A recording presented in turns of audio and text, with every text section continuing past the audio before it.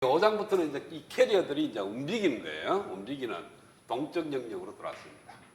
그래서 캐리어의 전송 현상을 보는 게 챕터의 주 목적입니다. 그러니까 캐리어들이 어떻게 이동을 하는지, 그 이동함으로 인해서 발생되는 어떤 전류 성분이 얼마인지 그걸 계산하고자 하는 거예요. 그래서 캐리어들이 이동한다는 것 자체가 전류를 발생합니다. 왜? 캐리어 자체가 전하를 띠고 있기 때문에 그래요.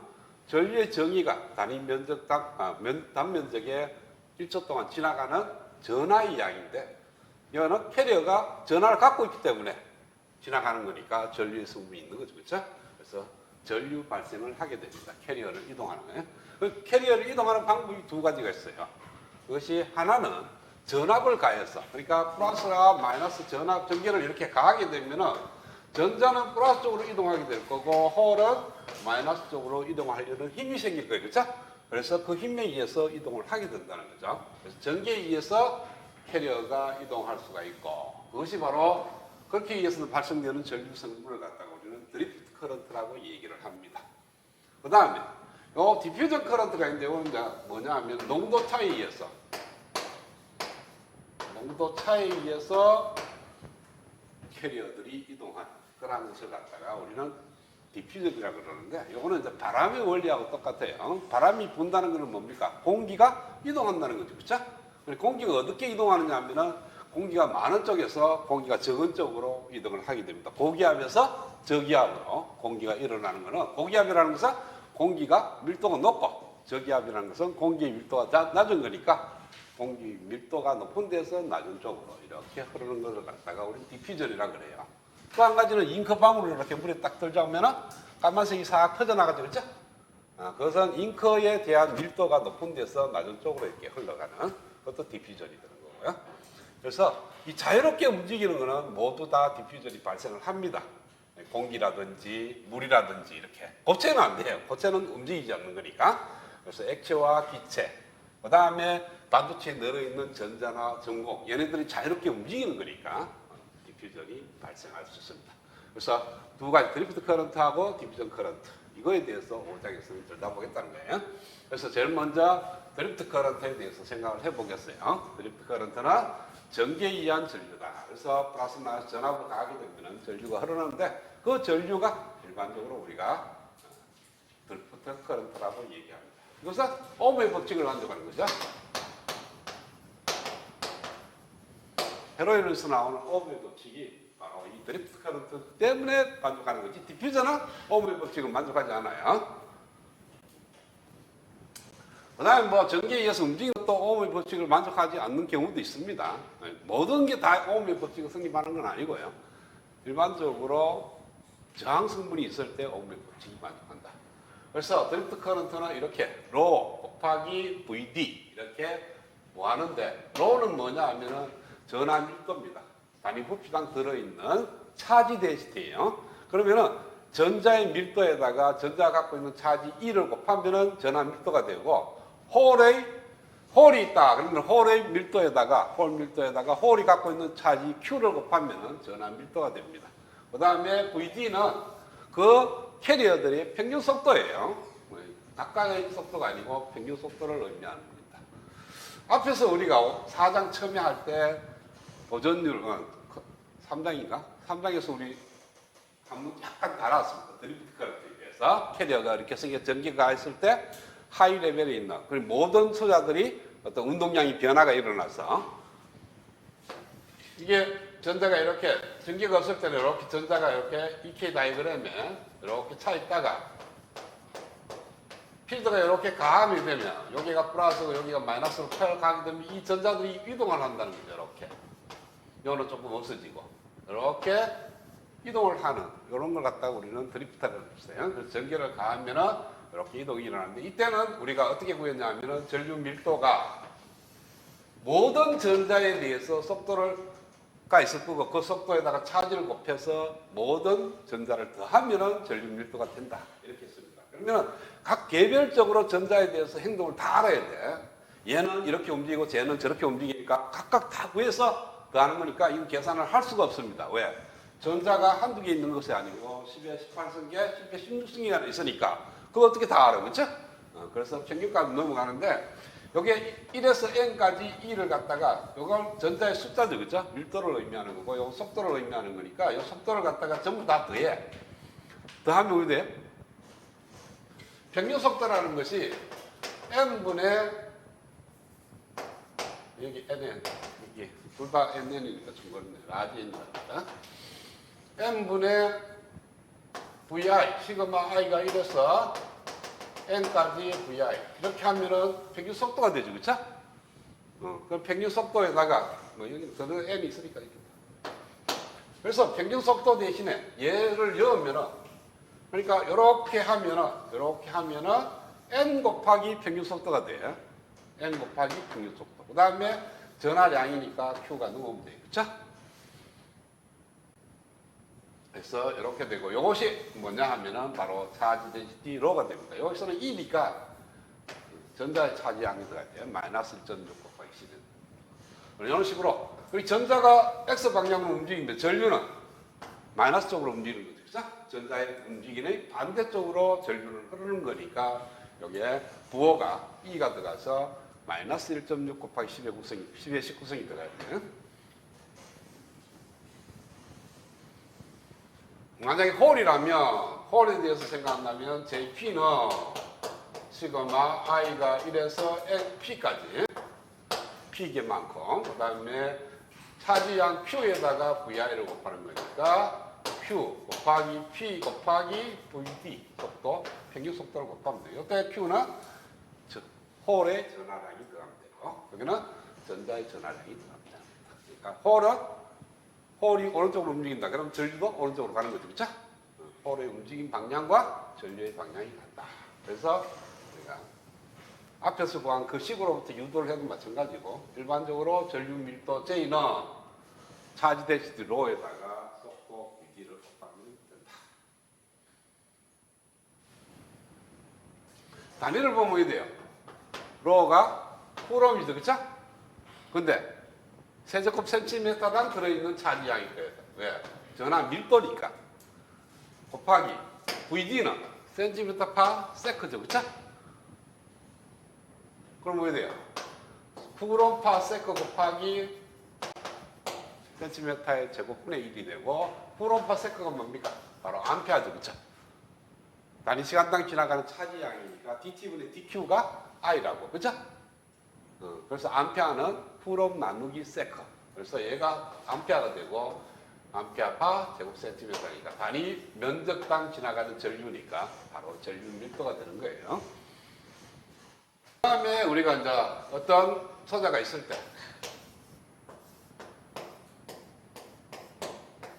여기에 N0가 있고 P0가 있다. 그러니까 뭐 N0 있어도 되고 N0도 되고 뭐 N0를 합시다. 생성되는 양이니까 선을 키우려면 뭐 하고 비쌀 거니까. 그래서 여기다 전개를 가해 V라는 전압을 가하면은 선을 키운 상태가 아니니까 제로가 빠질 수도 있겠네, 그렇죠? 그렇지만 캐리어 숫자가 전개에 의해서 변하지는 않을 거니까 그냥 N0, P0 그대로 두겠어요. 그만한 양이 여기 들어있고 전압 V를 가하면은 뭐가 발생하냐면 전개 E가 발생을 합니다, 그렇죠? 그러면은 여기에 들어있는 모든 전자들이 이 반대 방향으로 움직이려는 힘이 있고 그 다음에 홀은 전개 방향으로 움직이려고 하는 힘이 있을 거예요. 그래서 움직여. 그래서 속도 VD를 구해보면은 어떤 일렉트릭 필드 E에 비례합니다. 그 비례 상수를 우리가 UN으로 둬요. 그러니까 필드가 강하면은 많이 움직일 거고, 그죠? 빨리 움직일 거고, 필드가 약하면 천천히 움직일 거고. 그래서 평균 속도라는 것이 이와 같이 나온다. 좀 이따가 이제 UN하고 또 다시 또 들다보게 됩니다. 그러면 요 VD라는 의미가 뭐냐 하면은 원래 전자가 여기 있는 전자가 있으면 이 전자 한 개를 추적을 보면 굉장히 빨리 움직입니다. 이게 뭐냐 하면은 전자가 갖고 있는 운동 에너지가 2분의 3kT가 돼요. 온도의 함수가 됩니다. 그래서 전자가 갖고 있는 운동 에너지하고 온도가 만들어지는 에너지하고 이게 같다고. 그러니까 온도에 따라서 전자의 속도는 달라져. 이게 랜덤하게 움직이는 거예요. 전개를 가기 전에. 일반적인 반도체 내에 컨덕션 밴드에 있는 전자들이 막 움직이는데 이게 하나는 일로 가고 하나는 저쪽으로 이렇게 온 방향으로 랜덤하게 움직이기 때문에 전체적으로 보면 제로가 되는 거예요. 그것이 우리가 이제 이렇게 만들어지는 요 VI가 V 서멀이라 그래요. 서멀 볼테이지라고 얘기합니다. 서멀 벨로시티.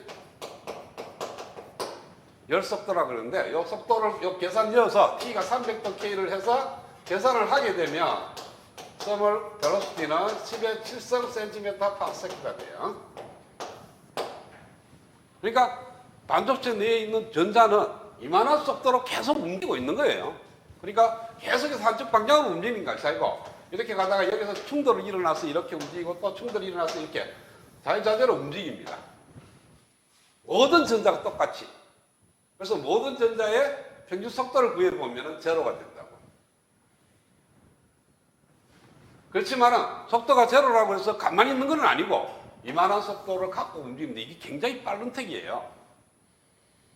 일반적으로 전개를 가했을 때 전자가 움직이는 속도보다는 얘가 수백 배나 높아. 가장 강한 E를 가하더라도 전자의 평균 속도보다는 얘가 훨씬 더 빠르다는 거죠. 그래서 이 빠른 속도에 이렇게 움직이는데 랜덤하게 움직이는 것들도 이 전개에 의해서 오른쪽으로 갈 때는 전자가 조금 덜 가고 왼쪽으로 갈 때는 더 가고 그러니까 이 전체의 균을 평균을 구해보면 이렇게 간다는 거죠. 그 평균 속도가 바로 이 VD예요. 그러니까 전자 하나가 이렇게 막 랜덤하게 움직이는데 전체적으로 일렉트릭 필드를 구하면은 이 평균이 왼쪽으로 싹 간다는 거지. 이것이 평균 속도 VD를 의미하는 겁니다. 그리고 모든 전자의 평균 속도가 되는 거고. 그래서 VD가 UNE니까 여기다가 잡으면은 제2의 디퓨저는 드리프트 커런트는 로가 차지양, 전자가 갖고 있는 차지양 E에다가 그 다음에 밀도, N0 전자의 밀도를 곱하면 여기 전자의 차지양이 됩니다. 그렇죠? 전하 밀도가 되고 속도 UN에다가 E를 곱하면은 바로 전류, 드리프트 커런트인데 이거는 전자에 의한 전류예요. 그러면 전공에 대한 전류를 구해보면 이걸 JN이라고 합니다. JP의 드리프트라 하면은 Q의 어머니는 Q의 P0의 UN의 E. 자, 그런데 여기 내가 잘못 썼어요.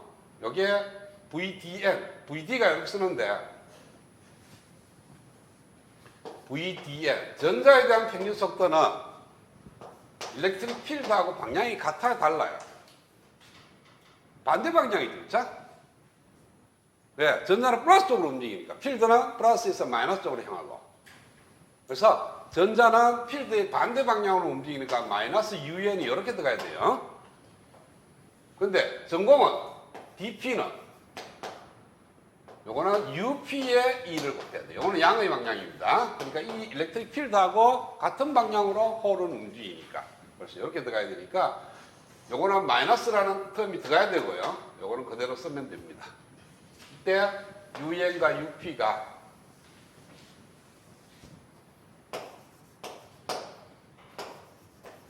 요건 일렉트론 모빌리티라고 그러고요. 이동도. 그 다음 요거는 홀 모빌리티.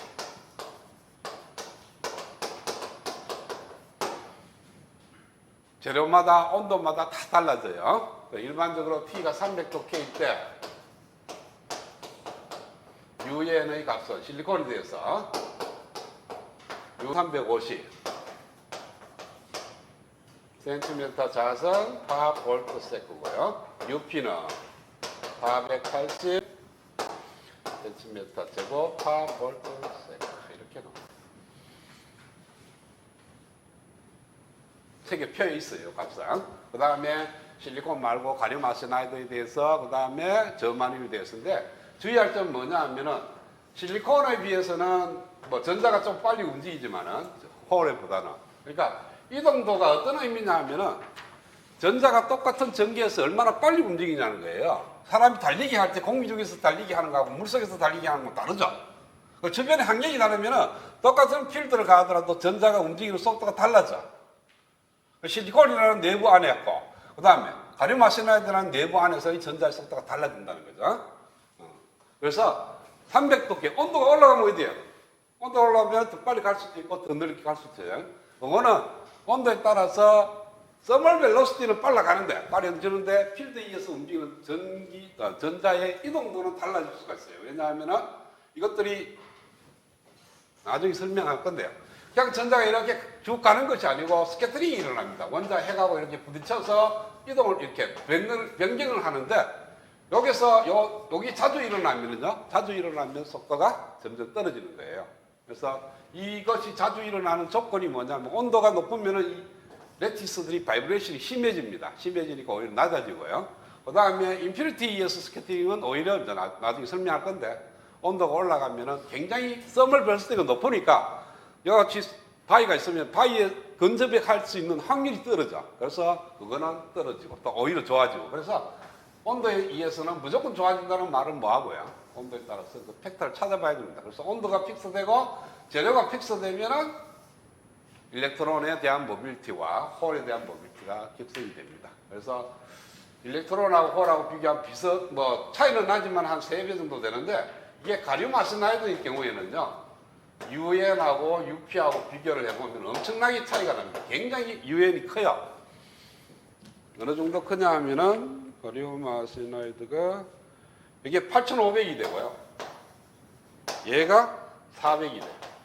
그러니까 1350보다는 훨씬 더 큽니다. 가륨 아세나이드가. 근데 UP를 보면은 오히려 가륨 아세나이드가 떨어져.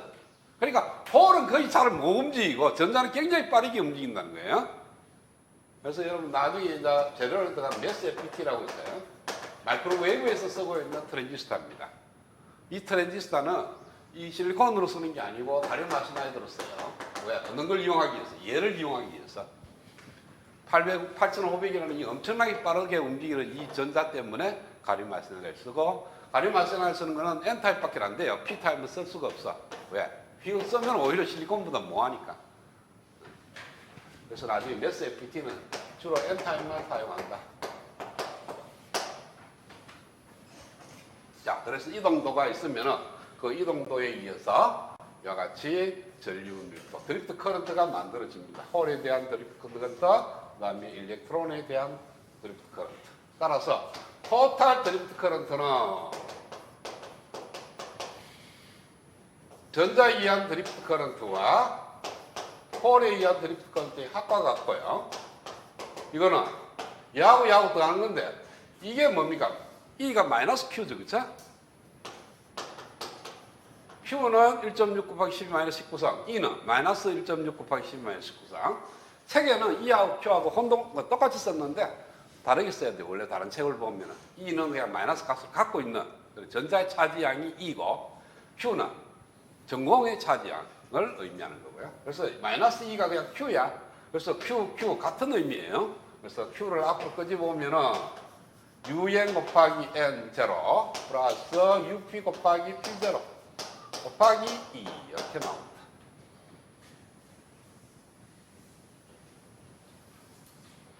자, 오음의 법칙이 뭐냐 하면은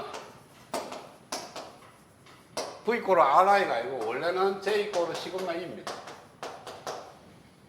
그러니까 전류 밀도하고 일렉트릭 필드하고를 따지는 것이 오음의 법칙이고 이걸 갖다가 소재에 넣으면은 저항에다가 넣으면은 V 이꼬르 RI라는 식으로 유도가 됩니다. 그래서 여기다가 들어가면 시그마가 뭐가 되느냐 하면 도전율인데 Q에 UN의 N0 플러스 UP의 P0 이걸 갖다가 우리는 도전율이에요. 그래서 시그마가 크면 전류가 잘 흐르고 시그마가 적으면 전류가 잘 흐르지 않는 그런 케이스가 됩니다. 자, 그러면은 도전율이 크려 그러면 뭡니까? N0가 크고 P0가 커야 되지, 그쵸? 그래서 N0 캐리어 수가 많으면 많을수록 전류는 잘 흐른다는 거예요.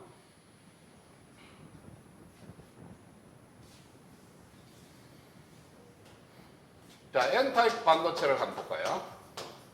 N0에 비해서 P0가 그냥 큰 게 아니고 아주 큽니다. 보통 이제 우리가 ND를 갖다가 10에 12성계 이렇게 하면은 별 차이가 없지만은 보통 10에 14성계 이상은 넣을 거니까 ND를 이렇게 넣으면은 N0는 10에 14성이 되지만 P0는 왜 돼요? ND분의 NI 자성이니까 2.25 곱하기 10에 6성이 됩니다. 그러면은 N0가 P0보다 훨씬 더 커. 그러면 이 두 개의 항 중에 돼요. 이 항보다는 이 항이 훨씬 더 크죠. UN하고 UP가 있기는 하지만 그 차이가 3배밖에 안 되니까. 그래서 N타입인 경우에는 시그마가 누구에 의해서 결정되냐면은 일렉트론에 의해서 결정이 되고, P타입인 경우에는 반대로 시그마가 QUP P0 홀에 의해서 결정이 됩니다.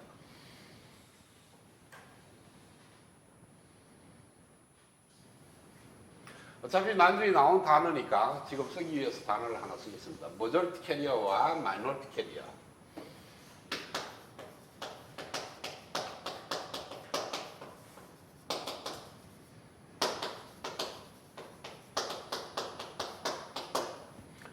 그러니까 다수를 차지하는 것이 모조리티 캐리어, 소수를 차지하는 게 마이너리티 캐리어입니다. 그러면은 N타입에서 모조리티 캐리어는 전자, 마이너리티 캐리어는 홀. P타입에서는 모조리티 캐리어가 홀, 마이너리티 캐리어가 전자. 그러면은 시그마는 누구를 따라간다고? 모조리티 캐리어에 의해서 결정이 된다. 왜? N타입은 N0, P타입은 P0에 의해서 결정이 되는 거니까 N타입에서 N0는 모조리티 캐리어, P타입의 모조리티 캐리어는 P0. 그래서 모조리티 캐리어에 의해서 도전들은 결정이 된다. 이 가정 안에는 반드시 이게 들어가야 돼요. 이 NB가 뭐 진성하고 비슷한 숫자로 들어가고 겨우 N타입을 만들면 큰 의미 없어요. 그러니까 충분히 N타입을 만들었을 때 얘기입니다. 그러니까 적어도 N0하고 P0는 많이 차이가 나야 된다. 지금처럼 이렇게 10의 14성하고 10의 6성이니까 10의 8성 오다니까 엄청나게 많이 차이 나지, 그렇죠? 이건 계산기 두드려봐야 이 홀에 대한 모빌티는 N타입에서는 계산 더하기는 더하는데 더해봐야 별 차이가 없다는 거죠. 그래서 알아보고 싶은 거는 모조리티 캐리어에 의해서 드리프트 커런트는 결정이 된다.